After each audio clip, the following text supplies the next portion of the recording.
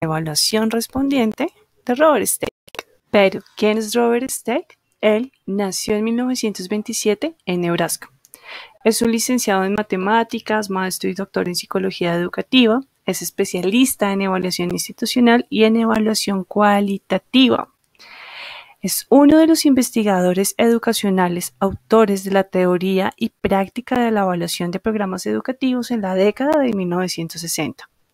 Su enfoque de la evaluación, que a menudo es en forma de estudio de casos, enfatiza el estudio de la experiencia en el aula, la interacción personal, los procesos institucionales y los contextos. En la teoría de la evaluación evidenciamos 4 pilares fundamentales. El primero es la evaluación como servicio. El segundo pilar es la evaluación como reflejo de valores. El tercer pilar está la evaluación respondiente y en el cuarto y último pilar encontramos los principios de la evaluación. El pilar de la evaluación como servicio. En este pilar, la evaluación es propuesta como un servicio más que como un análisis crítico, de modo que es puesta al servicio de las personas particulares y no de los patrocinadores de la misma. Por ende, tiene un propósito basado en la documentación, en los registros, en la toma de decisiones y en la comprensión de la solución.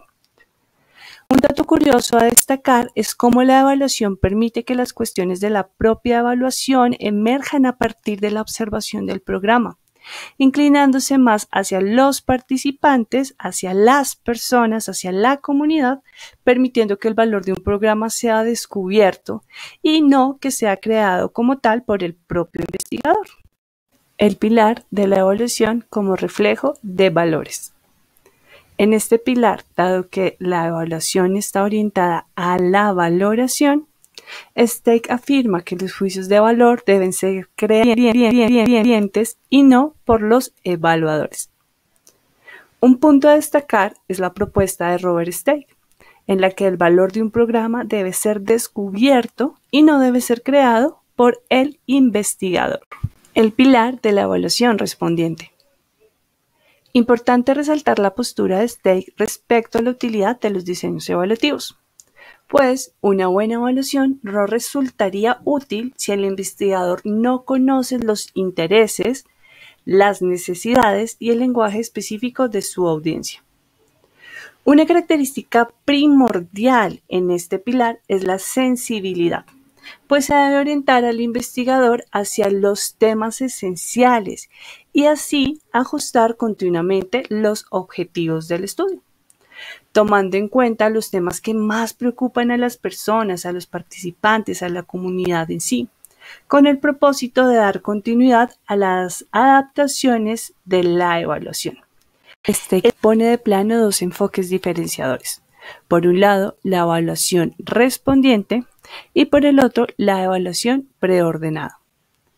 En la evaluación respondiente se enfoca más en las actividades del proyecto que en las metas, es decir, más actividades y menos metas, así como en responder a las necesidades de las audiencias, a partir del uso de métodos que emergen de la observación del investigador y no de un plan a priorístico, de un plan preconcebido.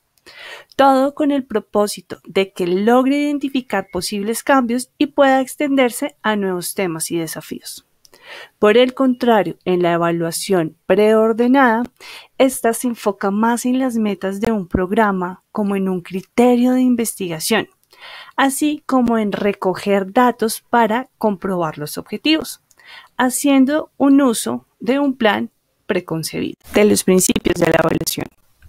Stake expone 7 principios identificados en la evaluación educativa y los presenta de la siguiente manera. Encontramos el primer principio, igualdad. Desde este concepto, la evaluación hace una declaración de valor, invita al investigador a aplicar criterios de igualdad cuando valora la acción en otros centros escolares.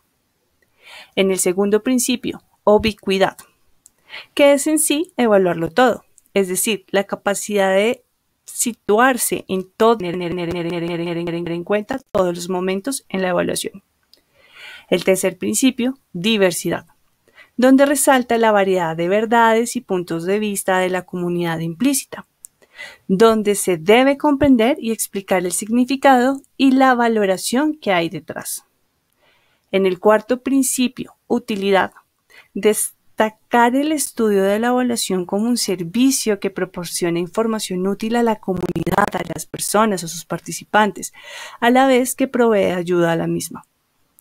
El quinto principio, redundancia, destaca el gran caudal de datos necesario para realizar una interpretación adecuada de la cabecera educativa.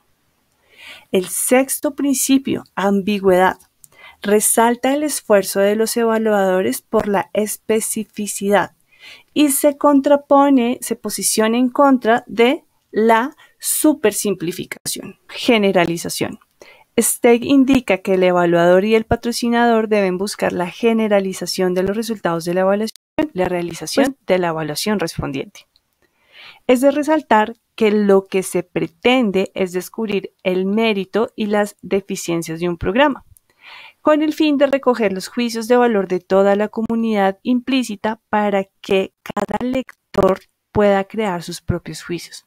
Por ello es tan importante el uso de la observación y la flexibilidad. Ahora bien, debemos tener en cuenta, de acuerdo a Steg, 12 cuestiones a la hora de realizar evaluaciones respondientes.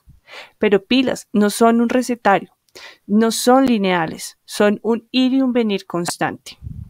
La primera de estas cuestiones es hablar con los clientes, con el personal del programa y las audiencias. Luego, identificar el alcance del programa, para así revisar las actividades. La cuarta cuestión nos habla de descubrir los propósitos y preocupaciones de todos.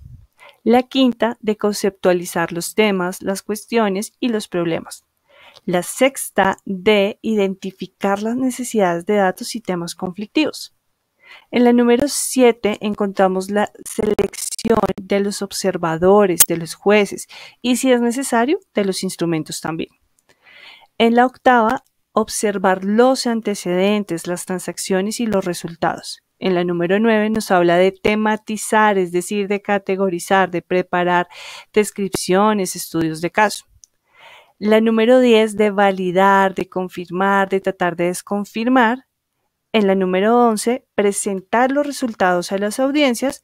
Y la número 12, formatear en diversos tipos de informes para que sea más fácil el uso hacia las audiencias. O en sí, de las audiencias en sí. Es importante conocer el rol del evaluador respondiente. Él es quien está más tiempo en contacto con el programa y con sus participantes. Es quien les debe dedicar más tiempo a la observación del programa, a los juicios de valor, a aprender de las necesidades del cliente y a la preparación del informe, que es de tipo informal. En sí, el evaluador respondiente siempre está haciendo inmersión. Desde la flexibilidad como un componente primordial, el evaluador no debe tener una lista de objetivos preestablecidos, es decir, no tener un checklist, sino que debe estar atento a lo que ocurra en el programa y elegir las preguntas o criterios de valor.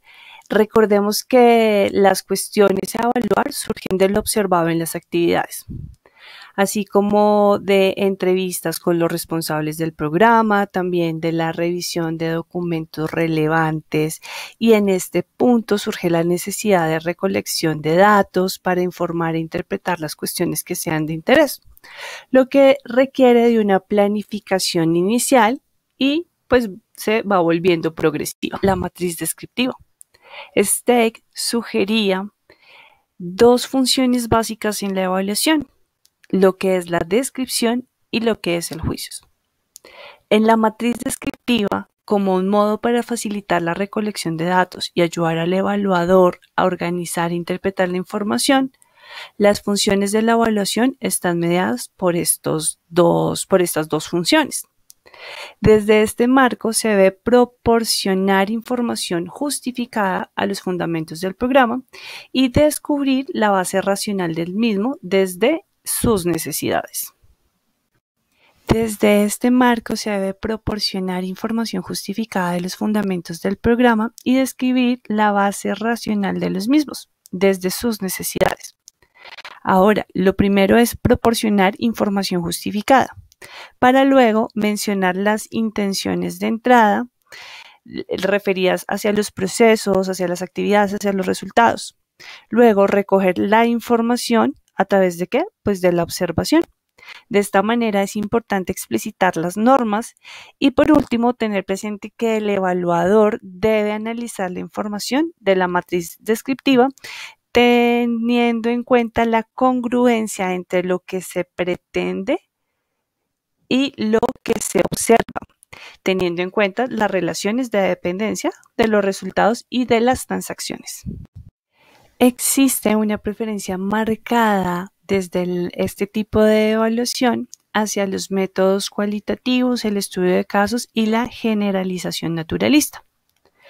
Recordemos que la evaluación respondiente es intuitiva, subjetiva, interesada en el lenguaje de las audiencias y enfocada hacia los contextos, por lo cual su elección debe estar guiada por métodos ajustados. Estos deben estar alineados con la situación en la que se desarrolla el programa para servir potencialmente en las necesidades de los implicados en el mismo.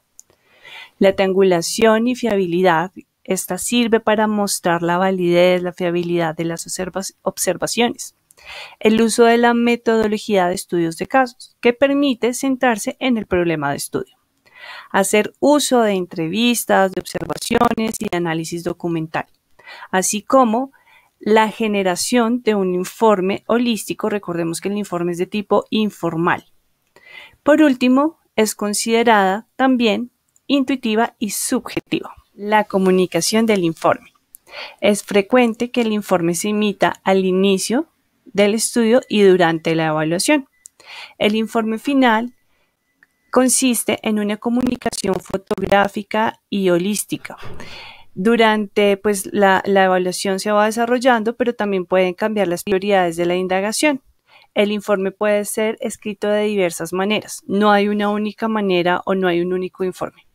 Stake nos presenta la generalización de los resultados. En la generalización de los resultados es importante destacar los siguientes aspectos. Uno de estos es que el objeto o el objetivo de la evaluación es mejorar la práctica. Y para ello nos habla de dos medios. El primero es incorporar nuevos desarrollos sugeridos por otros y mejorar nuestra comprensión, así como las relaciones que se dan con los otros.